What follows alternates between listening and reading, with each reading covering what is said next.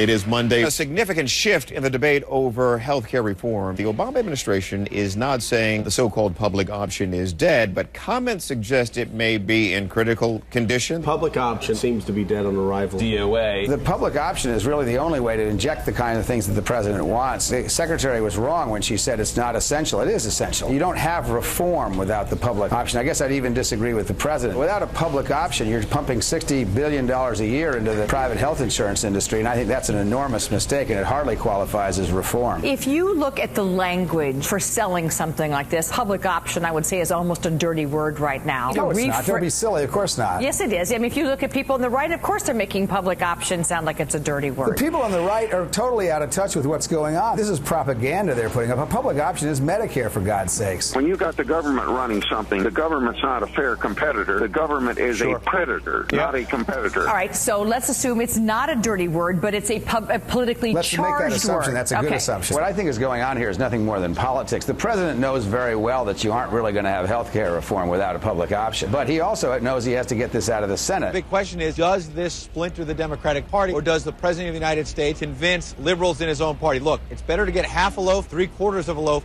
than no loaf at all? Half a loaf is something you can eat. This is a very interesting, what they would call in Japan, a kabuki dance. Everybody has their role. We got to get this thing through the Senate. The Republicans are going to not have a single vote for this, no matter what the Democrats try to concede. And everybody's going to understand that if you're going to do this, you might as well do it right, and the public option will be in the bill when the president signs it in December.